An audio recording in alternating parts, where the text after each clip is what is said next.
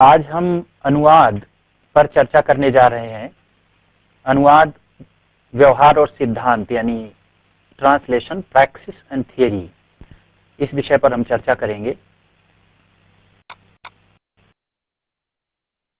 अनुवाद क्या है, इसको समझने से पहले हम थोड़ा अपने परिवेश को पहले समझ लें। आज के समय में हम एक बहुभाषिक विश्व में रह रहे हैं। बहुभाषिक विश्व से मेरा आशय ये है कि पुराना जो तर्क होता था मातृभाषा वाला, वो आज के समय में उतना मजबूत नहीं है। यानी भाषा के आधार पर हमारी पहचान नहीं होती है। आज का जो समय है, जिसे हम भूमंडलीकरण का युग कहते हैं, उसमें कई भाषाओं के बीच में हमारी स्थिति है। यूं तो मातृभाषा का महत्व होता ही है और एकदम आरंभ से जो कुछ हम सीखते हैं उसका प्रभाव रहता है, उस पर क्रिया प्रतिक्रिया करते हुए बाद में हमारे व्यक्तित्व का विकास होता है। इसलिए मातृभाषा के महत्व से कोई इनकार नहीं कर सकता है। लेकिन थोड़ा सा जब हम बड़े होते हैं, ग्रोन अप होते हैं, तो हम जिस तरह से अपनी स्थिति को देखते हैं आज के समय में, वो ये होती है कि हम कई सारी भाषाओं के बीच में मौजूद हैं। और जैसे कि आप देखते हैं, आप एक मॉल में जाते हैं तो कई जगह के सामानों के बीच में आप जो कॉफी पीते हैं वो कहाँ की बनी हुई है, उसकी प्रोसेसिंग कहाँ पर हुई है, और इसी तरह से कोई भी आप जो सामान प्रयोग करते हैं उसका कहीं उत्पादन कहीं होता है, प्रोसेसिंग कहीं होती है, मार्केटिंग और सारी चीजें देख करके तो आप देखेंगे कि लगभग दुनिया के कोने कोने का उसमें योगदान रहता है। इसी तरह से हमारी पहचान है आज के समय में भाषाओं को लेकर के, वो बहुभाषा की है। यानी बहुभाषिक विश्व हो चुका है। जो हमारी दुनिया है जिसमें हम रह रहे हैं वो बहुभाषिक है। और इस बहुभाषिक विश्व में अनुवाद अपने आप महत्वपूर्ण हो जाता है। जैसे कि थोड़े से उदाहरण मैं दूंगा, उसके बाद अनुवाद पर चर्चा करूंगा। आप देख रहे हैं कि कंपनीज मान लीजिए भारत में आ रही हैं।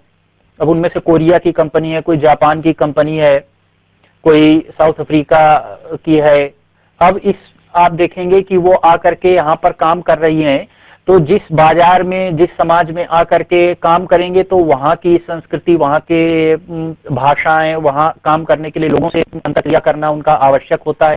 इसी तरह से सरकारों के साथ में और कई दूसरे तरह के चीजें पैदा होती हैं जब कोई ठोस तौर पे समाज के भीतर काम करता है। तो इस अंतर्क्रिया को सामंजस्यपूर्ण बनाना और इसको संभव बनाना, ये बगैर भाषाओं के बीच में आपसी तालमेल बढ़ाए संभव नहीं हो सकता। और अनुवाद जो है वो इसका एकमात्र माध्यम है। ये तो मैंने आपको आर्थिक जगत से उदाहरण दिया। इसी तरह से आप देखते हैं कि साहित्यिक क्षेत्र में भी आप देखेंगे कि आज के समय का जो छात्र है, आज के समय का छात्र ही क्यों, कोई भी साहित्य पढ़ने वाला व्यक्ति हो, तो उसका संपर्क जो है वो केवल ऐसा नहीं है कि अपने क्षेत्र के साहित्य से रहता है। वो चीन का साहित्य भी देखना चाहता है, वो ब्राजील में लिखा जा रहा साहित्य भी देखना चाहता है, वो दूसरे देशों में उसके समय में क्या लोग जान रहे हैं, सोच रहे हैं, किस तरह से समझ रहे हैं। ये स्वाभाविक जिज्ञासा है भूमंडलीय व्यक्ति की, और ये बिना अनुवाद के संभव नहीं है। दुनिया में इतनी ज्यादा भाषाएं हैं और सारी की सारी भाषाएं हर इंसान अलग अलग सीख लेगा उस दक्षता के साथ में, ये संभव नहीं है। लेकिन इसी के साथ में लोकतंत्र होने के साथ हर नागरिक का यह अधिकार भी है कि वो दुनिया के, आज जितनी छोटी हो गई ये दुनिया, उसमें कहाँ लोगों के क्या अनुभव हैं, क्या सोच विचार हैं, क्या ज्ञान है, क्या रीति रिवाज है, परंपराएं हैं, लोग कैसे जिंदगी जीना चाहते हैं, इन सब चीजों को वो जानने का जो हक है वो केवल टेक्नोलॉजी तक सीमित नहीं है कि हमने सूचना के तौर पर केवल जान लिया। तो साहित्य के क्षेत्र में आप उपन्यास, कहानियां, दूसरे जो देश हैं उनमें क्या लिखा जा रहा है, ये एक स्वाभाविक जिज्ञासा आज के समय। पहले लोग कहाँ सोचते थे, अपने गांव के बारे में सोचते थे, उससे ज्यादा बाहर सोचते थे, वही उनकी जिंदगी को प्रभावित करने वाले कारक थे।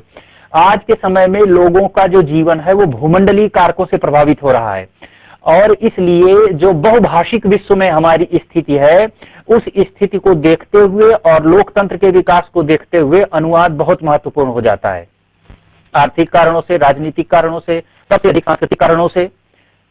तो हम थोड़ा गहराई में जाकर के आज इसी बात का अध्ययन करेंगे कि अनुवाद जब हम ठोस तौर पर करते हैं तो अनुवाद होता क्या है और उसको करने में किस तरह की समस्याएं आती हैं, अनुवाद संबंधी विचारधाराएं, सिद्धांत क्या हैं। अनुवाद की सबसे पुराने ढंग की जो परिभाषा है वो कहती है कि अर्थ को बनाए रखते हुए दूसरी भाषा में अंतरण करना, पहुंच जाना। ये A.H. स्मिथ की परिभाषा है। उन्होंने ये कहा कि अर्थ को बनाए रखते हुए, इंटैक्ट रखे, अर्थ में कोई क्षति न हो, मीनिंग उसकी न बिगड़े, वैसी की वैसी ही मीनिंग, वैसा का वैसा ही अर्थ हम दूसरी भाषा के भीतर पहुंचा दें। यही जो चीज है, ये जो टास्क है, कार्य है, इसी को हम अनुवाद कहते हैं। आप ये देखेंगे कि इसके लिए जो अंग्रेजी शब्द है समानांतर, ट्रांसलेशन, ट्रांस जो प्रीफिक्स है, आप दूसरे शब्दों में देखें, जैसे कि के आप शब्द देखें तो ट्रांस से आप समझ जाएंगे, यानी कहीं पहुंचा देना, उसको वहां से उठा तो और शिफ्ट कर देना, कहीं और पहुंचा देना, इस प्रकार का भाव इस प्रीफिक्स में है जहां भी प्रयोग होगा। और ट्रांसलेट करना मतलब भाषा के भीतर तो एक दूसरी भाषा में जहां पे है वो मौजूद है अर्थ, वहां से उठा करके उसको खिसका करके कहीं और किसी और जगह पर पहुंचा देना भाषा में। ये भाव है इसके भीतर, इस परिभाषा के भीतर। यानी अनुवाद हम इस चीज को कहते आए हैं। हिंदी में हम जिस शब्द का प्रयोग करते हैं अनुवाद, वद कहने का धातु है, मतलब कथन करना, और अनु का मतलब पश्चातवर्ती। तो अनुवाद एक तरह से पश्चातवर्ती कथन हो गया। यानी हम मानते हैं कि अनुवाद मूल नहीं है, मूल कहीं है, और उसके पश्चातवर्ती जो कथन है जिसमें वही बात आई हो, उसको हम अनुवाद कहते हैं। तो यहाँ लगभग मिलते जुलते अर्थ हैं। या प्राचीन पुरानी परिभाषा है A.H. स्मिथ की, वो यही मानती है कि अर्थ, आजकल उसके लिए हम संदेश शब्द अभी प्रयोग करने लगे हैं। मैसेज क्या है उसके भीतर, संदेश। तो संदेश का अंतरण करना या अर्थ का अंतरण करना, तो उस अर्थ को हम एक भाषा से दूसरी भाषा में, अन्य भाषा में अंतरित कर दें, इसी चीज को हम अनुवाद कहते हैं। इसको स्पष्ट करते हुए अपनी भारतीय परंपरा में इसको भारतीय के अनुसार हुए, उसके मेटाफर का, रूपक का प्रयोग करते हुए गोपी ने कहा कि अनुवाद की प्रक्रिया जो होती है वो एक तरह से आत्मा का परकाय प्रवेश जैसी होती है। मतलब ये कि आत्मा जैसे एक से हम गीता में कहते हैं कि वासि जीर्णानि यथा विहाय नवानि गृह्णाति नरो परानि तथा शरीरानि विहाय जीर्णानि नन्याति संयाति नवानि देहि। तो जैसे ये आत्मा एक वस्त्र को छोड़कर, शरीर को छोड़कर दूसरे शरीर के भीतर प्रवेश कर जाती है, उसी तरह से अनुवाद में भी अर्थ जो है अपने एक खोल को छोड़ करके दूसरे खोल में प्रवेश कर जाता है, पर का प्रवेश जैसा है। क्योंकि अगर अर्थ नहीं है तो छुछा पिंजर है, और अंतरित कर देना, एक तरह से यहाँ जो मेटाफर है वो शब्द को काया शरीर की तरह से और अर्थ को आत्मा की तरह से मानते हुए यहाँ ये बात कही जा रही है कि दूसरे शब्द में उसी अर्थ को पहुंचा देना। ये जी गोपीनाथन ने इस तरह से इसको स्पष्ट किया, क्योंकि इससे हमें बात अपने रूपक में थोड़ा सा ठीक से समझ में आती है। ये रूपक हमारे यहाँ बड़ा प्राचीन है, हमारे विश्वासों से जुड़ा हुआ है, क्योंकि आत्मवादी दर्शन में हम ये मानते रहे हैं कि आत्मा होती है और आत्मा शरीर को छोड़कर किसी दूसरे शरीर में जा सकती है। तो ये यानी शरीर से अलग कुछ आत्मा है, ऐसा हम मानते रहे हैं। तो ये जी गोपीनाथन की जो परिभाषा है वो एक तरह से इसमें इस रूपक का प्रयोग करके अनुवाद की प्रक्रिया को स्पष्ट करती है। पर इसमें बहुत, आप इस रूपक से अलग हटकर भी अगर इसको देखें, जरूर नहीं आप आत्मवादी हों, तो इस रूपक से अलग हट करके देखें तो हम ये बात समझ सकते हैं कि यहाँ शब्द और अर्थ के एक संबंध की बात हो रही है, और ये कहा जा रहा है कि दूसरे प्रकार की शब्दावली में, भाषा में अगर वही अर्थ हम पहुंचा सकते हैं खिसका करके, तो इसको हम अनुवाद कहेंगे।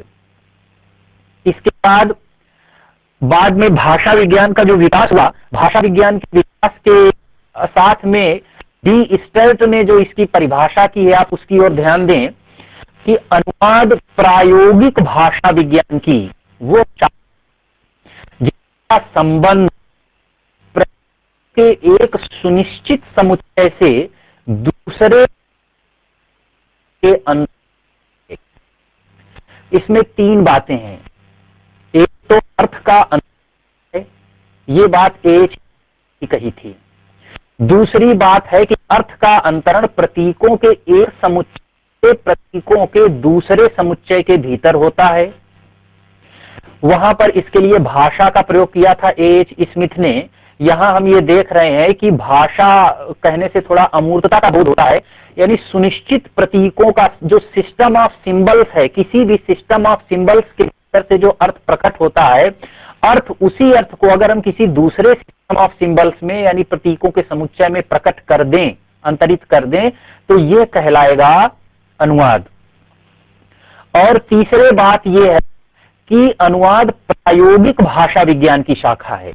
प्रायोगिक भाषा विज्ञान का अर्थ है कि इसका प्राचीन रूप भाषा विज्ञान में है, और भाषा विज्ञान का जो अनुप्रयोग है, एप्लीकेशन है, वही अनुवाद क्षेत्र है। इसके बाद अगली परिभाषा आप देखिए, जो कि बिल्कुल समकालीन आज के समय की परिभाषा है। ये उत्तर आधुनिकतावाद से प्रभावित है परिभाषा, जो कि नायडा और टेलर की परिभाषा है। यहाँ अनुवाद के या भाषा विज्ञान के भाषा के और यथार्थ के प्रति उत्तर आधुनिकतावादी पोस्ट मॉडर्निस्ट दृष्टिकोण का परिचय हमें मिलता है।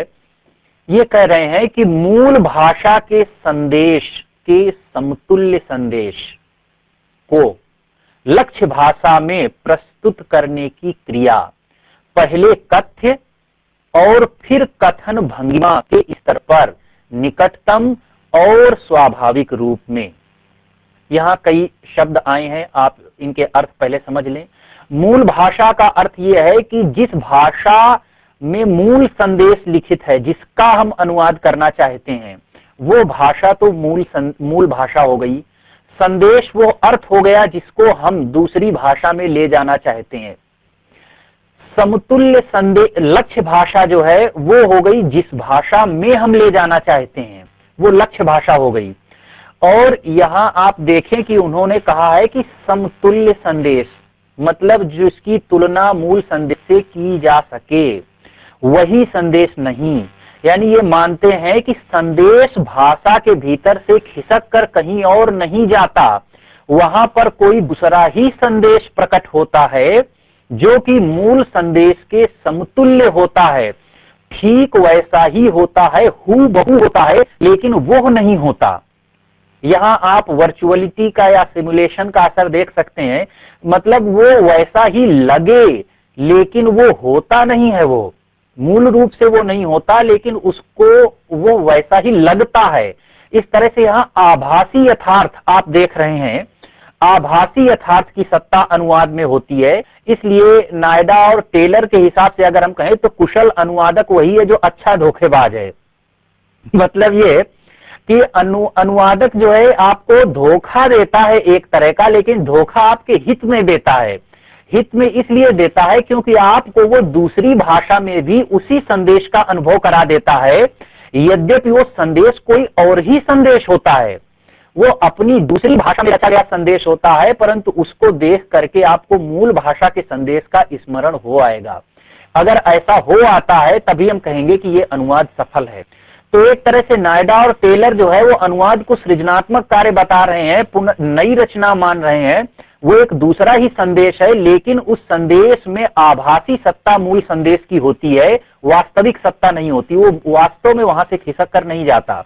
इसलिए वो कहते हैं कि ये पहले तो कथ्य पर और फिर कथन भंगिमा के स्तर पर, दो स्तरों पर। सबसे पहले तो संदेश जो है वो कथ्य यानी बात क्या कही गई है उसमें, उसको पहुंचाना, और उसके बाद उससे जो और अधिक स्तर है, सूक्ष्म स्तर है अनुवाद की सफलता का, वो है कथन भंगिमा। कथन भंगिमा, कथन भंगिमा का अर्थ है कहने का ढंग। इसमें बहुत सारी चीजें आती हैं। आप देखेंगे कि कथन भंगिमा को हमारे यहाँ भी बहुत महत्व दिया गया। अगर प्राचीन काव्य शास्त्र आप कभी पढ़ेंगे तो देखेंगे कुंतक कहते थे कि साहित्य में भंगिमा ही सब कुछ है, भंगी भणी तिरुच्यते। तो भंगिमा के बगैर आप कथ्य होता नहीं है, कुछ भंगिमा में ही बात होती है। ये भी मानने वाले हैं कुछ लोग, कथ्य और भंगिमा को अलग अलग करते हैं, लेकिन बात ये सही है काफी हद तक कि भंगिमा बहुत हद तक खुद भी कथ्य होती है। हम कहते हैं कि है तो सुखनवर और भी अच्छे अच्छे, लेकिन कहते हैं गालिब का है अंदाजे बयां, और तो गालिब का जो अंदाजे बयां है वो ही गालिब के साहित्य की पहचान है। इसलिए कथन भंगिमा अगर नहीं आ पाती है तो अनुवाद हम अच्छा नहीं कहेंगे। मान लीजिए हमारे यहाँ एक बात कही गई कि आप आए बहार आई। अब आप आए बहार आई, इस बात का अनुवाद हम कथ्य के स्तर पर कर सकते हैं कि आप आए बहुत अच्छा लगा, ये इस तरह से हम कह सकते हैं। इसको किसी भी भाषा में हम कथ्य के स्तर पर अनुवाद कर सकते हैं। लेकिन ये जो बहार आई में जो चीजें हैं, बहार के आने का जो अनुभव है वो वही उसका सार है। वो बात नहीं आई तो बात भी वो नहीं है असल में। तो यहाँ हम ये देख रहे हैं कि अनुवाद में ये जटिलता रहती है, और जितना ही सांस्कृतिक अनुवाद होगा उसमें कथन भंगिमा का सूक्ष्म से सूक्ष्म अनुवाद आवश्यक होता है, और कितना निकट है उसके और कितना स्वाभाविक लग रहा है इसी पर यह निर्भर करेगा कि संदेश मूल संदेश के इसके समतुल्य हो पाया है या नहीं हो पाया। तो इस तरह से हम ये देखते हैं कि अनुवाद की ये कई परिभाषाएं हैं, और इनमें हमें अनुवाद संबंधी अलग अलग दृष्टिकोणों का परिचय मिलता है। एक अनुवाद तो भाषा विज्ञान की शाखा के रूप में अनुवाद का विश्लेषण करता है। जो नायडा और टेलर की जो परिभाषा है वो उत्तराधुनिक दृष्टिकोण से प्रभावित है, और उसके पहले के जो हैं वो हम देखते हैं कि भाषा में और संदेश को, भाषा और कथ्य को अलग अलग, की भाषा को खोल की तरह से देखने की जो दृष्टिकोण है उसका हमें वहां परिचय मिलता है। शब्द अर्थ के बीच में अलग तरह का संबंध दिखाई देता है। तो यहाँ अनुवाद संबंधी विविध दृष्टिकोणों से ये अनुवाद की परिभाषाएं की गई हैं। अब इसके बाद अगली बात आती है अनुवाद के प्रकारों की, कि अनुवाद कितने प्रकार के होते हैं। रोमन याकोब्सन ने अनुवाद का 3 प्रकारों में वर्गीकरण किया था। रोमन याकोब्सन जो हैं वो रूपवादी थे, एक रूसी रूपवादी चिंतक थे, और वो स्टालिन के समय में रूस से चले गए थे, और प्राग में उन्होंने प्राग स्कूल ऑफ लिंग्विस्टिक्स में उन्होंने काम किया था। उसके बाद अमेरिका में भी उन्होंने काम किया रेने वेलेक के साथ मिलकर के, और आधुनिक भाषा विज्ञान जो है उसके विकास में रोमन याकोब्सन का बहुत बड़ा योगदान है। ये जो है रोमन याकोब्सन ने भाषा विज्ञान का जिस दिशा में विकास किया उससे उसी से आगे चल करके शैली विज्ञान का विकास हुआ, स्टाइलिस्टिक्स का।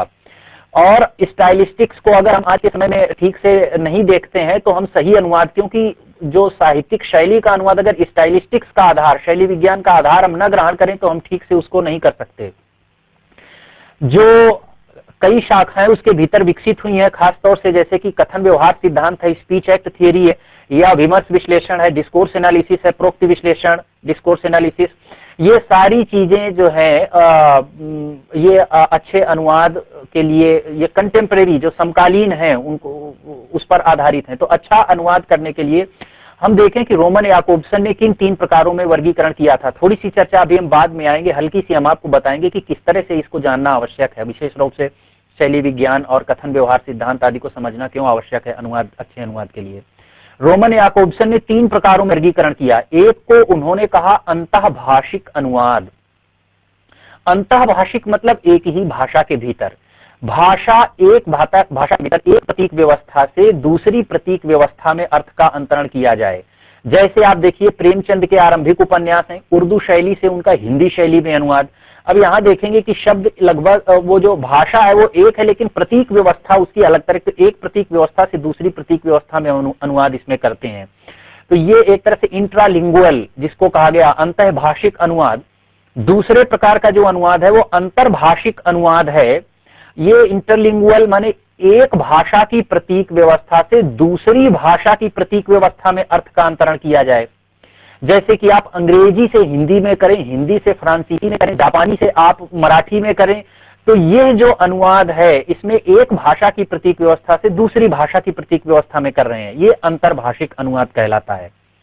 और अंतर्भाषिक में तो आप देखें, आप कई बार जानते भी नहीं है वो अनुवाद होता है। जैसे आपने तुलसीदास की किसी कविता का गद्य में आपने कहा व्याख्या कर रहे हैं, वो अनुवाद ही है, क्योंकि एक प्रतीक व्यवस्था में कवि ने रचना की है संदेश की, आप दूसरी प्रतीक व्यवस्था गद्य में उस बात को स्पष्ट करना चाहते हैं, ये अनुवाद है।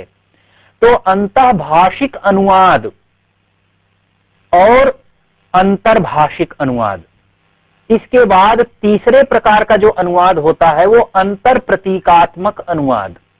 अंतर प्रतीकात्मक अनुवाद जो होता है उसमें भाषा के अंतर्गत एक प्रतीक व्यवस्था से भाषा के इतर किसी प्रतीक व्यवस्था में या किसी मिश्रित प्रतीक व्यवस्था में अर्थ का अंतरण करते हैं।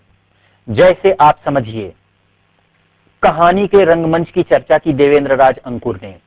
अब ये नाटक जो है, नाटक अलग तरह की प्रतीक व्यवस्था है, भाषा से इतर है। इसमें केवल आप देख रहे हैं वाक अवयवों का उपयोग नहीं होता है, नाटक में आंगिक अभिनय भी है, पहने कॉस्ट्यूम है जिसको आप कहते हैं, रंग विधान है, तमाम ये सब प्रतीक हैं।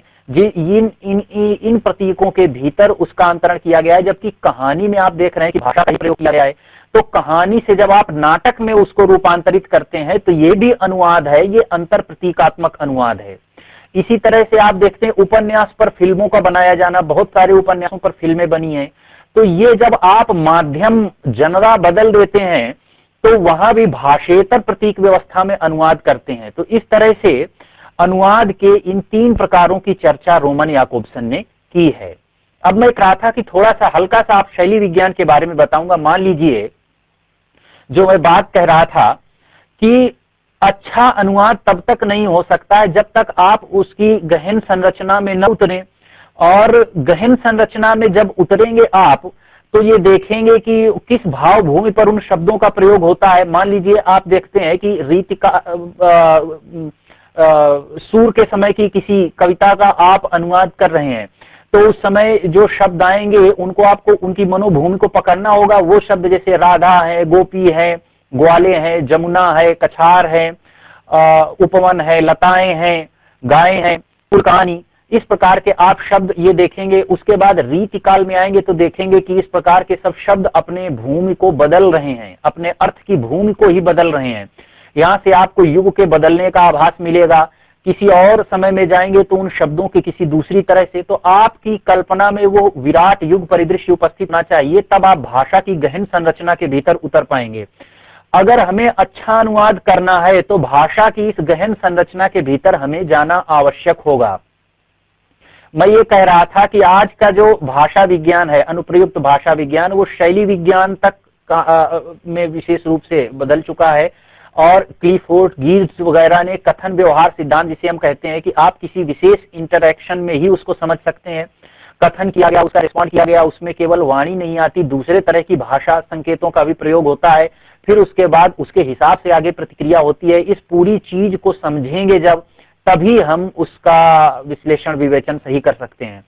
तो यहाँ ये हम देख रहे हैं कि ये जो समझ है अनुवाद के लिए, अनुवाद का अर्थ ये नहीं कि केवल शब्दों का को समझ लिया है, उनके अर्थ समझ लिया। अर्थ कोई ऐसी सुनिश्चित चीज है जो एक जगह से उठाकर पहुंचा दी दूसरी जगह, तो इतना आसान नहीं है ये। अब हम आते हैं अनुवाद को, हमने समझा है क्या है। अनुवाद के दो सिद्धांत हैं मुख्य रूप से। वैसे तो अनुवाद के पर बहुत सारे सिद्धांतकार हैं, आप इनको दो तरह के सिद्धांतों में बांट सकते हैं। एक को हम कहते हैं प्रतीक सिद्धांत अनुवाद का, और दूसरे को कहते हैं समतुल्यता सिद्धांत। हम प्रतीक सिद्धांत देखते हैं क्या है। प्रतीक क्या होता है?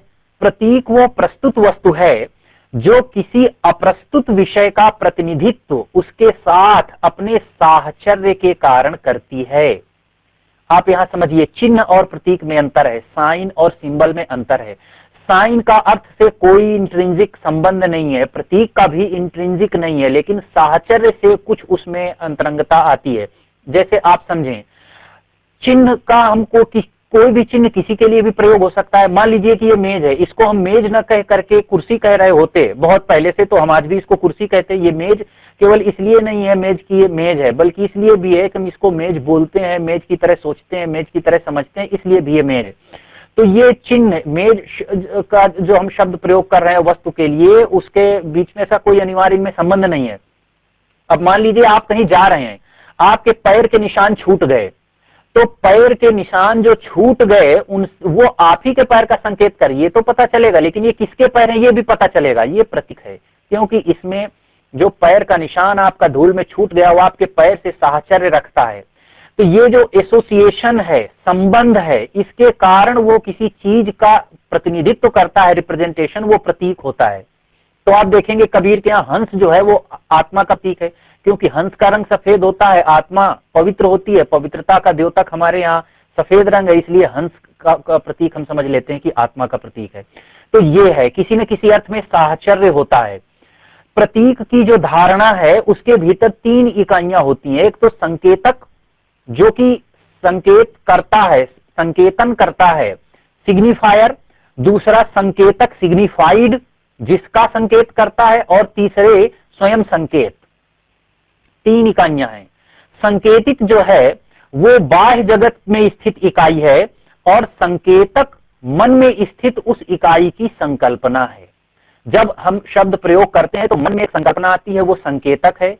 वो बाह्य जगत की किसी वस्तु का संकेत करती है, वो संकेतित है। बाह्य जगत में है या नहीं है ये भी हम नहीं कह रहे हैं। ये तो जो भौतिकवादी दर्शन को मानने वाले होंगे वो कहेंगे कि भौतिक जगत की सत्ता है। हम सिर्फ अभी भाषा पर बात कर रहे हैं। तो हमारे मन में जो संकेतक है वो हमें ये आभास देता है कि इसके करेस्पॉन्डिंग कोई चीज बाहर है, और इसी प्रकार से ये समझ में आता है। तो इस तरह से हम ये मानते हैं कि ये जो बाहर किसी चीज का संकेत करता है वो संकेतित है। और वस्तु और प्रतीक के जो संबंध हैं वो आरोपित होते हैं, अंतर्निहित नहीं होते, इंट्रिंसिक नहीं होते, आरोपित होते हैं।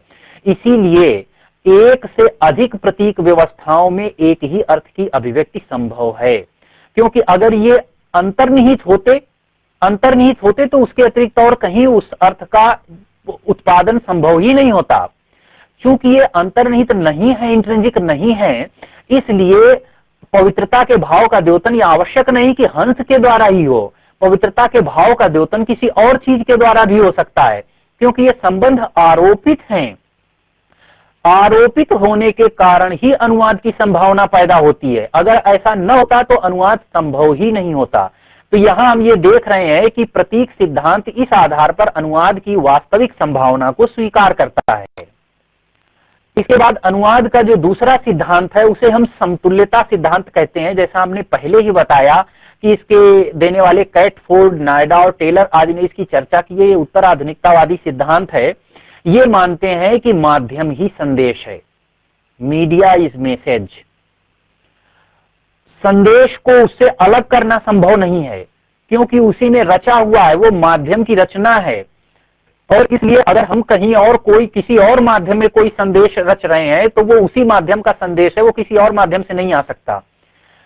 तो इस अर्थ में ये मानते हैं कि वास्तविक अंतरण संदेश का संभव नहीं है, यानी वास्तव में कोई अनुवाद संभव नहीं है, जिस अर्थ में हम पहले समझते रहे हैं। ये अनुवाद को असंभव मानते हैं। अनुवाद असंभव है वास्तविक रूप से, लेकिन अनुवाद का धोखा संभव है। क्यों? क्योंकि अनुवाद में संदेश का जो अंतरण है वो आभासी सत्य हो सकता है। अनुवादक ऐसा छलिया है जिस पर भरोसा किया जा सकता है। जो अनुवाद है वो लक्ष्य भाषा में रचा गया एक सर्वथा भिन्न, नया और दूसरा ही संदेश होता है। लेकिन अगर अनुवादक कुशल हो तो ये मूल संदेश के समतुल्य होता है और उसको देखकर वैसा ही लगता है। ये जो समतुल्यता होती है ये भंगिमा के स्तर पर भी होती है, केवल कथ्य के स्तर पर नहीं होती। इसलिए अनुवाद की मूल से जो समतुल्यता है वो सबसे पहले रूप गठन के स्तर पर और फिर अर्थ के भीतरी गतिशील स्तर पर कुशल अनुवादक साधता है। तो पहले तो रूप के स्तर पर उसमें, क्योंकि रूप देखते ही सबसे पहले हमारा जिस चीज से परिचय होता है वह फॉर्म, रूप के प्रवेश द्वार से घुसकर ही हम भीतर जा सकते हैं। अगर हम किले के बाहरी दरवाजे से भीतर नहीं जाते तो भीतर का महल हम देख नहीं सकते। इसलिए जो अर्थ के भीतरी गतिशील स्तर हैं वो रूप के ग्रहण से ही संभव होते हैं। अगर रूप का ग्रहण उसी स्तर पर नहीं होता तो आगे कथ्य तो पहले ही खत्म हो गया। आप गेट से घुसे बगैर मकान में नहीं जा सकते। तो ये जो रूप है, रूप गठन के स्तर पर कुशल अनुवादक पहले वैसा ही रूप खड़ा करता है और फिर उसके भीतर अर्थ के जो भीतरी गतिशील स्तर हैं जो एक दूसरे को काट रहे हैं, कंपीटिंग लेवल हैं, जो अर्थ के बहुत तरह की आवाजें जो उसके भीतर हो सकती हैं, अर्थ की जो ध्वनियां हैं, उन सबको कुशल अनुवादक पकड़ता है और उनको साधता है। तो इस तरह से वो आभास ऐसा पैदा करता है जैसे आप मूल को ही अनुभव कर रहे हो। ये आभासी अनुभव है, ये वास्तविक नहीं है, ये मूल का अनुभव नहीं है, लेकिन वैसा ही लगता है। जितना ही कुशल अनुवादक होगा आप समझिए उतना ही बड़ा छलिया है। तो ये अनुवाद का समतुल्यता सिद्धांत इस तरह से अनुवाद को स्पष्ट करता है। अब हम देख लें कि अनुवाद असल में दो तरह के होते हैं, एक तो साहित्यिक अनुवाद और दूसरे सूचना परक अनुवाद। साहित्यिक अनुवाद क्या होता है और सूचना परक अनुवाद क्या होता है, इनके अंतर को हम संक्षेप में देखें फिर इसको समझते हैं।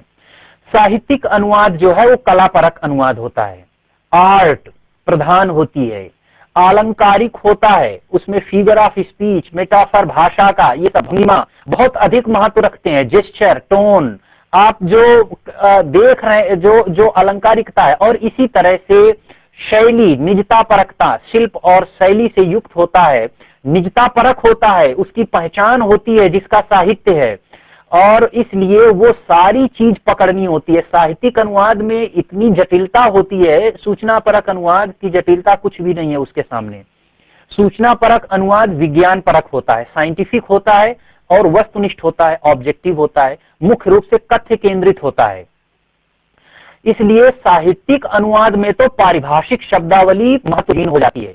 आप पारिभाषिक शब्दावली के सहारे, डिक्शनरी के सहारे साहित्यिक अनुवाद नहीं कर सकते। और सूचना परक अनुवाद में ये बहुत अधिक महत्व रखती है, क्योंकि इसमें अर्थ की सुनिश्चितता और इकहरापन आवश्यक है। सूचना परक अनुवाद में एक प्रतीक व्यवस्था से एक ही अर्थ सुनिश्चित ढंग से पता चलता हो, अगर द्वयर्थक है तो वो वहां बुराई मानी जाएगी। लेकिन साहित्यिक अनुवाद में अर्थ के भीतर से अर्थ की झंकार उत्पन्न होनी चाहिए विभिन्न स्तरों पर। तो आप देखेंगे कि पारिभाषिक शब्दावली वहां पर घातक है साहित्यिक अनुवाद में, जबकि सूचना परक अनुवाद में साधक है। इसके अलावा साहित्यिक अनुवाद में आपको कथन भंगिमा, रूप गठन, अनुभूति की सघनता कितनी है, रागात्मकता किस प्रकार की है, इमोटिव भाषा किस प्रकार की है, संवेदना का वैशिष्ट्य जो है, सेंसिटिविटी की जो यूनिकनेस है, उसको पहचानना, ये सारी चीजें आपको लानी पड़ेंगी उसमें अनुवाद के भीतर। जबकि सूचना परक अनुवाद में आपने तथ्य की रक्षा कर ली है, इतना ही पर्याप्त है। फैक्ट आ गया है, जो बात था वही पर्याप्त है, बल्कि उतना ही आना चाहिए, उससे ज्यादा आना नहीं चाहिए। यहां हम ये देख रहे हैं कि साहित्यिक अनुवाद एक प्रकार का पुनर्सृजन है, फिर से रचना करना है, जबकि सूचना परक अनुवाद जो है वो मशीन से भी संभव है, इसमें आदमी की भी जरूरत नहीं है। आप देखते हैं कार्यालयीय अनुवाद देखेंगे, ऑफिस में जो जरूरतें पड़ती हैं, अनुवाद गवर्नमेंट के गजट वगैरह में चीजों, इनमें जो अनुवाद होते हैं वो सब सूचना परक अनुवाद हैं, क्योंकि सूचना परक अनुवाद में विशेष प्रतिभा की आवश्यकता नहीं है। पारिभाषिक शब्दावली और अनुवाद विज्ञान, इनके सहारे सूचना परक अनुवाद सीखना संभव है। हम अनुवाद विज्ञान, अनुवाद की साइंस को समझ लें, ट्रांसलेशन की, और पारिभाषिक शब्दावली का अच्छा परिचय प्राप्त कर लें, तो हम सूचना परक अनुवाद कर सकते हैं। लेकिन साहित्यिक अनुवाद नहीं कर सकते इससे। अब प्रश्न उठता है कि हम अच्छा अनुवाद कैसे करें। कुछ चीजों पर मैं आपको सलाह दूंगा कि अच्छा अनुवाद करने में क्या क्या चीजें आवश्यक हैं। किसी भी प्रकार का आप अनुवाद कर रहे हैं, साहित्यिक अनुवाद तो चरम सीमा है अनुवाद की। यहां सबसे पहले तो यह आवश्यक है कि अनुवादगत विषय का गंभीर ज्ञान होना चाहिए। गंभीर ज्ञान होना चाहिए। जिस विषय का आप अनुवाद कर रहे हैं सिर्फ उतना बात, मान लीजिए एक पैराग्राफ आप अनुवाद कर रहे हैं किसी का अनुच्छेद का, तो उतना नहीं पता होना चाहिए सिर्फ आपको, क्योंकि हर शब्द जो है उसके पीछे विचारधारा, वो इकाई है, शब्द आइडियोलॉजिकल यूनिट है, वो तमाम चीज है, शब्द अलग अलग तरीके से। तो जब तक आपको उस पूरे विषय का गंभीर ज्ञान नहीं होगा, आप अच्छा अनुवाद नहीं कर सकते कि एक टुकड़े का आप अनुवाद कर दें। इसी तरह से स्रोत और लक्ष्य भाषाओं पर अच्छी पकड़ होनी चाहिए। स्रोत भाषा माने जिस भाषा से अनुवाद कर रहे हैं और जिस भाषा में अनुवाद कर रहे हैं, दोनों पर आपका कमांड होना चाहिए। अभिव्यक्ति स्पष्ट होनी चाहिए। आपकी जो अभिव्यक्ति है, जो प्रकट करने की क्षमता है बात को, वो बहुत स्पष्ट होनी चाहिए। अनुवादक तटस्थ भी होना चाहिए। किसी एक प्रकार के मूल्य मान्यताओं से अगर वो प्रभावित है तो वो अनुवाद कई बार चीजों को सही ढंग से पकड़ नहीं पाएगा, इसलिए उसको तटस्थ ढंग से काम करना है। कुछ चीजें होती हैं जिनमें आपको अनुवाद नहीं करना होता, केवल लिपिकांतरण कर दें वो ज्यादा ठीक रहता है। जैसे रूढ़ शब्द है कोई, मान लीजिए रजिस्टर, अब रजिस्टर को आप पंजिका लिखेंगे, पंजिका से उतनी अच्छी तरह नहीं लोग ग्रहण करेंगे जितना रजिस्टर, तो आप रजिस्टर ही लिख दें, केवल हिंदी में लिख दें। मान लीजिए अंग्रेजी से कर रहे हैं तो रजिस्टर देवनागरी लिपि में लिख दें। इसी तरह से आप कर रहे हैं तो अरिस्टोटल देवनागरी लिपि में लिख दें, नाम है। तो जो रूढ़ हो गए हैं शब्द उनको आप उस केवल लिप्यंतरण कर दें, ये भी अनुवाद में शामिल है। कथन भंगिमा का यथासंभव निर्वाह आपके द्वारा होना चाहिए। संदेश को आप भाषा की गहन संरचना के स्तर पर पकड़ें, न कि ऊपरली संरचना के, यानी डीप स्ट्रक्चर पर आपको पकड़ना होगा, सरफेस स्ट्रक्चर के स्तर पर नहीं पकड़ना होगा। ये नोम चॉम्स्की की भाषा है जिसका मैं प्रयोग कर रहा हूं। आप आगे देखेंगे विमर्श विश्लेषण जो है डिस्कोर्स एनालिसिस है और इसमें उपयोगी है। और भाषा विज्ञान के क्षेत्र में आगे आपने देखा कि प्रायोगिक भाषा विज्ञान का क्षेत्र है अनुवाद। तो गहन संरचना के स्तर पर जब आप पकड़ेंगे तभी अच्छा अनुवाद कर सकते हैं। और अनुवाद करने के बाद में पूरे का एक बार फिर से निरीक्षण जरूर करें। अगर आप इतना कर रहे हैं, इस पद्धति को भी फॉलो कर रहे हैं, तो आप अच्छा अनुवाद करेंगे। लेकिन अच्छा अनुवाद करने के लिए पहले आपको खुद भी इन सारे गुणों का विकास करना होगा। अब मैं समस्याओं की चर्चा करूंगा, कुछ समस्याओं की, कि क्या समस्याएं सामान्यतः आती हैं अनुवाद में। सबसे पहले तो यह आता है कि कई बार एक ही शब्द अलग अलग भाषाओं में अलग अलग अर्थ में प्रयुक्त होता है। और इस स्थिति में होता यह है कि अगर हमें सावधानी नहीं है तो हम मान लो उसी शब्द का प्रयोग कर गए, लेकिन उस भाषा में वो किसी और अर्थ में आता है।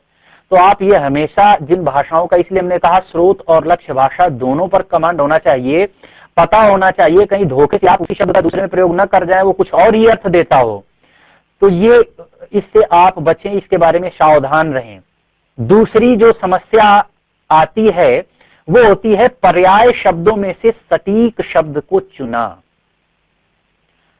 सामान्यतः जब हम डिक्शनरी से पढ़ना शुरू करते हैं तो डिक्शनरी में हम देखते हैं एक शब्द लिखा हुआ है, उसके 4 पर्यायवाची दिए हुए हैं और इस तरह से, और हम उनमें से कोई भी एक उठा लेते हैं। हमें ये नहीं पता कि प्रयोग के स्तर पर इनके अर्थ अलग अलग हैं, इनकी अर्थ छायाएं अलग अलग हैं। इसलिए पर्याय शब्दों में से जब हमें सटीक शब्द चुनना होता है तो वहां पर समस्या होती है। बहुत साधारण उदाहरण मैं आपको दूंगा। मान लीजिए मीरा एक जगह प्रयोग करती है तो लिखती हैं मेरे तो गिरधर गोपाल दूसरे न कोई, ठीक है, और दूसरी जगह पर कहीं पर प्रयोग करती हैं तो मुरलीधर। अब आप देखेंगे कि है तो आप डिक्शनरी में देखेंगे तो कृष्ण के आगे आपको अर्थ लिखा होगा, गिरधर भी लिखा होगा, मुरलीधर भी लिखा होगा, और कहेंगे पर्यायवाची शब्द हैं। लेकिन जहां रक्षा का भाव है वहां पर उन्होंने गिरधर, जो पहाड़ उठा सकता है वो मेरे योगक्षेम का भी निर्वाह कर सकता है, इस भाव से तो गिरधर शब्द का प्रयोग किया गया। और जहां हृदय की कोमल भावनाओं के आश्रय के रूप में उनकी ओर देखा गया वहां मुरलीधर शब्द का प्रयोग किया गया, क्योंकि उसका संबंध संगीत से है, प्रियता से है। तो यहां हम देखेंगे कि सटीक शब्द अलग अलग प्रयोग हो रहा है तो डिक्शनरी धोखा देती है। और पर्याय शब्दों में से अगर सटीक शब्द नहीं आप चुन पाते हैं तो अनुवाद बिगड़ जाएगा।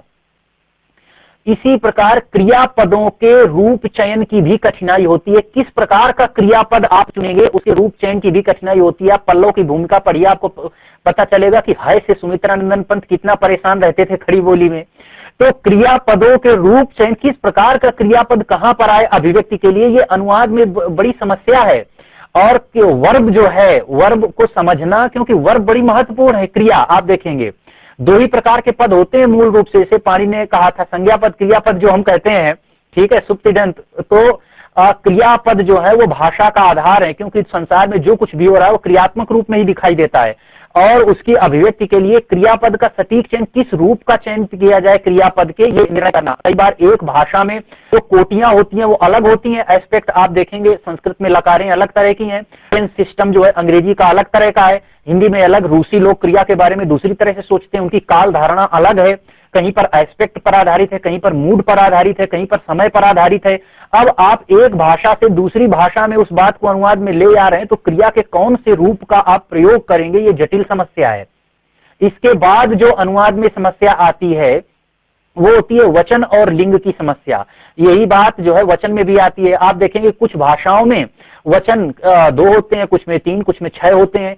इसी तरह से लिंग आप देखेंगे धारणा अलग अलग है भाषाओं की, लिंग की धारणा वैज्ञानिक नहीं है। कहीं पर स्त्रीलिंग और पुल्लिंग वो प्राकृतिक लिंग के आधार पर होता है, कहीं पर सजीव और निर्जीव के आधार पर लिंग का विभाजन होता है, कहीं पर किसी और आधार, चेचेनिया भाषा में 6 लिंग है, कहीं पर 3 लिंग है, कहीं पर 2 लिंग है। अब आप वचन और लिंग का ट्रांसलेशन किस तरह से करेंगे, एक समस्या है। इसी तरह से मुहावरों और कहावतों का समानांतर खोजने की समस्या। क्यों? ये देश और काल स्पेसिफिक है, एक समय में इवॉल्व होती हैं, डेवलप होती हैं, विकसित होती हैं मुहावरे और कहावतें जो हैं, और उनको दूसरी भाषा में ले जाना बड़ा जटिल कार्य है। कैसे आप ले जाएंगे, भंगिमा की रक्षा कैसे करेंगे उसमें, जो मुहावरे और कहावतें हैं। अब मान लीजिए रेणु के उपन्यास मैला आंचल का अनुवाद करना हो तो ऐसी तैसी हो जाएगी, क्योंकि मैला आंचल की जो भाषा है उसमें एक एक वाक्य में लोक संपृक्ति है। अब आप ये देखेंगे एक एक शब्द इस तरह का है, इस ऐसे ही आया है, उसको किसी और भाषा में पहुंचा पाना बड़ा टेढ़ी खीर है। तो ये मुहावरों और कहावतों का समानांतर खोजना बड़ी जटिल समस्या है। इसके बाद फिर समस्या होती है कि आप कविता की में नाद सौंदर्य की रक्षा कैसे करें। मान लीजिए कविता का अनुवाद कर रहे हैं विशेष रूप से, और बाकी जगह लय होती है, तो नाद सौंदर्य की रक्षा कैसे करेंगे। अब संस्कृत में नाद बलाघात होते हैं। अब मान लीजिए निराला की राम की शक्ति पूजा का हम अनुवाद करना चाहते हैं, बलाघात कहीं होते ही नहीं, कई कुछ भाषाओं में होते ही नहीं बलाघात। अब आप संस्कृत में देखेंगे नाद सौंदर्य के लिए बहुत अवकाश है संस्कृत की निकली भाषाओं में, इसलिए हमारे यहाँ देखेंगे कविता में नाद सौंदर्य रहता है, संगीत कई भाषाओं में केवल अर्थ केंद्रित रहता है, शब्द नाद सौंदर्य नहीं होता। तो अब नाद सौंदर्य की रक्षा कैसे करेंगे, ये एक बड़ी जटिल समस्या है। ध्वनियों का हिंदीकरण कैसे करेंगे, क्योंकि हमारे उच्चारण की प्रकृति के अनुरूप होना चाहिए, हम उसका प्रयोग कर रहे हैं। तो इसी प्रकार अलंकारों के अनुवाद की भी कठिनाई होती है। अलंकार जो है वो भाषा की जो विशिष्ट भंगिमा शैली और भंगिमा की रक्षा की कठिनाई, अलंकारों के अनुवाद की कठिनाई, ये सब चीजें बड़ी जटिल हैं। फिर इन सब के अलावा भाषा के परिवेश और प्रसंग को ग्रहण करने के लिए कल्पना की भी आवश्यकता होती है। हमने जैसे कि कहा रीतिकाल का पूरा युग की कल्पना अलग है। अब मध्यकाल में वही शब्द किसी दूसरी भाव भूमि का संकेत करते हैं, रीतिकाल में अलग समय खड़ा होता है। ये कल्पना हम खड़ी अगर कर सकते हैं तभी हम उस गहन संरचना पर उतर पाएंगे। तो हम ये सवाल उठता है कि क्या देश और काल के अनुरूप जो है कृति का दूसरा पाठ खड़ा किया जा सकता है, यानी किसी दूसरे देश काल में उसी संदेश को खड़ा किया जा सकता है, नहीं खड़ा किया जा सकता। ये जो समस्या है अनुवाद को लेकर के, जब जटिल रचनाएं हमारे सामने साहित्यिक रचनाएं विशेष रूप से आती हैं, तब हमको इस चुनौती का पूरी तरह पता चलता है। अब एक उदाहरण मैं आपको यहां दूंगा, शैली, भंगिमा, अलंकार आदि जो कविता के संबंध में है, क्योंकि सूचना परक अनुवाद के बारे में तो आप समझ गए सारी बातें, साहित्यिक अनुवाद में थोड़ा आप एक उदाहरण से इसको समझ लें, फिर इस बात को मैं खत्म करता हूं। एक कविता लीजिए, मान लीजिए सूर की कविता है, उर में माखन चोर गड़े, अब कैसे हो नहीं निकसत ऊधो तिरछे हुए जो अड़े। इन दो पंक्तियों का अनुवाद मान लीजिए आपको करना है किसी भी भाषा में, अंग्रेजी, फ्रांसीसी, चीनी, किसी भी भाषा में करना है। अब यहां पर अर्थ देखिए किस तरह से, भंगिमा, अलंकार आदि को देखिए किस तरह से हैं। उर में माखन चोर गड़े, उर माने हृदय में माखन चोर गड़ करके रह गए। गड़ने में कांटे के धसने जैसा भाव है, मतलब कष्ट हो रहा है, दर्द हो रहा है गड़े शब्द में। और उर में गड़े, उर कोमल स्थान है इसलिए दर्द और अधिक है। लेकिन जो गड़ा है वो माखन चोर है। माखन चोर है तो जो मक्खन चुरा सकता है, मक्खन नरम होता है, जो मक्खन चुरा सकता है वो हृदय की कोमल भावनाओं को भी चुरा सकता है। तो माखन चोर से ही ऐसा हो सकता था कि वो उर में गड़कर रह जाता। अब ये हृदय में जो माखन चोर गड़ गया है वो केवल गड़ा होता सीधे तो निकल जाता। अब कैसे हो नहीं दिक्कत ऊधो तिरछे हुए जो अड़े, भीतर जाकर टेढ़ा अड़ गया है इसलिए निकलता नहीं। कोई चीज सीधे जाए तो सीधे निकलकर चली जाए, एक बार दर्द होगा वंस एंड फॉर ऑल खत्म हो जाएगा, लेकिन टेढ़ी हो गई है तो निकल नहीं सकती। अब वो माखन चोर जो है वो भीतर टेढ़ा हो करके हृदय में अड़ गया है, इसलिए हे उद्धव किसी भी प्रकार से हृदय से बाहर नहीं निकलता, अब दर्द झेलना ही है। यहां वियोग की अनुभूति का स्पष्टीकरण है। अब इसके आगे देखिए,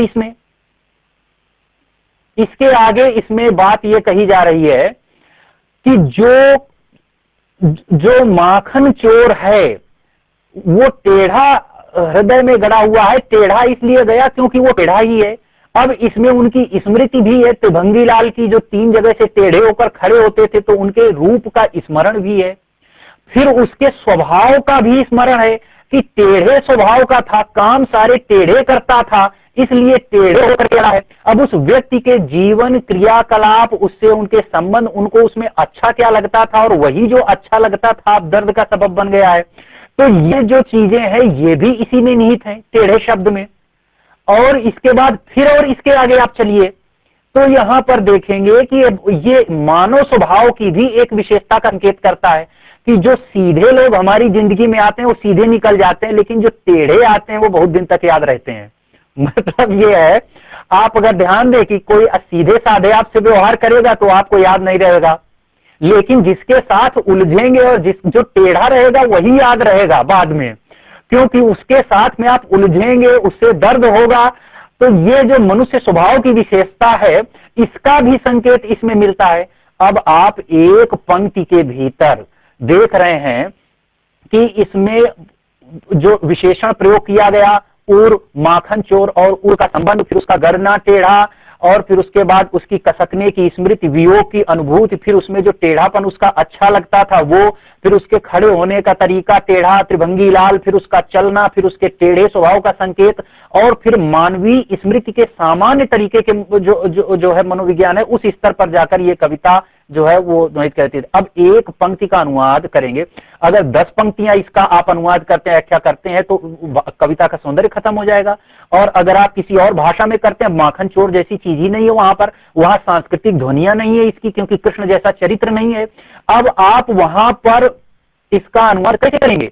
तो ये जो समस्या है, और इसके बाद फिर उस पूरे युग का वो संकेत करती है कविता। अब आप ये देखेंगे तो ये बड़ी जटिल समस्या है, इसलिए साहित्यिक अनुवाद जो है वो बहुत चुनौतीपूर्ण अनुवाद होता है।